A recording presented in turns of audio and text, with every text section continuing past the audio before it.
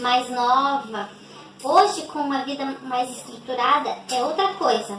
Maria, nome fictício, pensou em interromper uma gestação quando tinha 16 anos.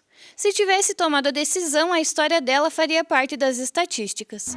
Segundo a Pesquisa Nacional de Aborto, realizada em 2016, uma em cada 5 mulheres com idade entre 18 e 40 anos fez pelo menos um aborto. Muitos deles realizados de maneira clandestina, já que a interrupção voluntária da gravidez é permitida em apenas 63 países. Quase o dobro, 124, proíbem o ato. Desses, 66, entre eles o Brasil, considera a prática um atentado à vida e, portanto, um crime. A lei atual, que é o Código Penal, ele prevê o aborto como um crime, né? Tanto o aborto realizado pela gestante quanto o terceiro que provoca o aborto nela. O aborto no Brasil é permitido apenas em 3 casos: se representar um risco à vida da mãe, se a gravidez for decorrência de estupro ou em caso de anencefalia do feto.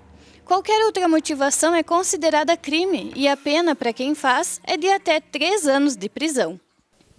A criminalização do aborto é responsável pela interrupção da gravidez em locais clandestinos e de maneira precária.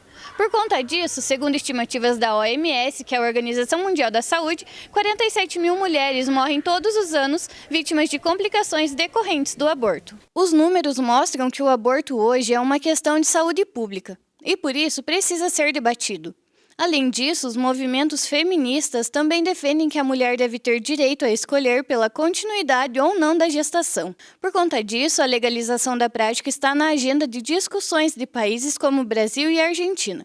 Na nação vizinha, o Senado vetou o projeto de lei que autorizava a interrupção da gravidez até a 12ª semana de gestação, depois dele ter sido aprovado pelos deputados. Aqui, o debate sobre o tema, que é polêmico e delicado, foi motivado por uma audiência pública sobre a descriminalização do aborto, promovida pelo Supremo Tribunal Federal. Pessoas com diferentes pontos de vista participaram das discussões, apresentaram dados e pesquisas. Assim como no STF, nas ruas, o assunto está longe de ser unânime. Eu sou contra. Sou totalmente contra. Lutei muito pelas minhas 2 gestações e sou totalmente contra isso. Eu acredito que a mulher deva ter essa liberdade. Não aprova, né? De que se viu tirar uma vida de criança, né? Eu sou contra, mais por questão de religião mesmo.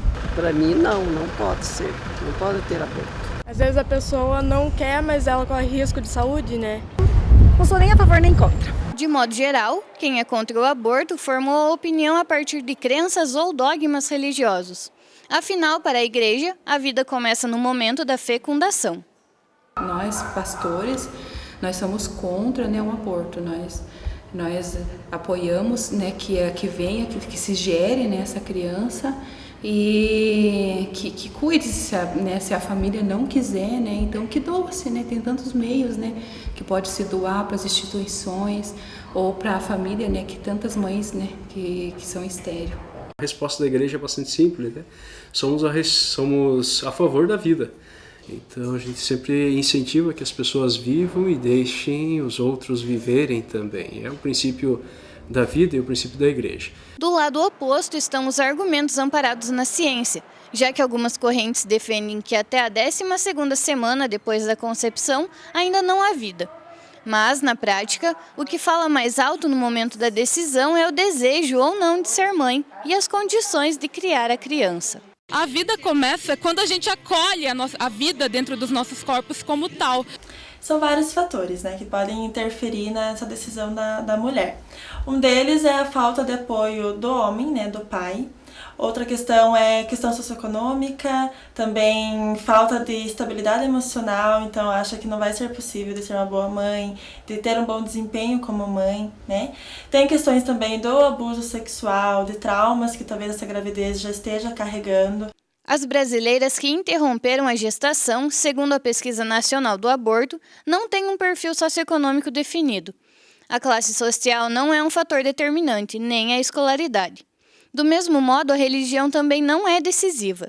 81% das mulheres que fizeram aborto se declaram cristãs, 56% são católicas e 25% são protestantes ou evangélicas. A gente não está falando sobre banalizar ou realizar, né, ou ser a favor do aborto em si. É só porque a descriminalização ela é importante como uma questão de saúde pública, até porque como uma questão penal, ela não tem efetividade. Nós não temos aplicação dessa lei penal. E muitas, inclusive, das mulheres sequer conhecem que se trata de uma prática criminosa. Por ser uma questão de saúde pública, a legalização do aborto não é a única resolução para o problema. Outro caminho, isolado ou paralelo necessário, é que hajam mais investimentos públicos em prevenção tanto da gravidez quanto das doenças sexualmente transmissíveis. O que eu acho que é mais importante é nós incentivarmos cada vez mais a anticoncepção.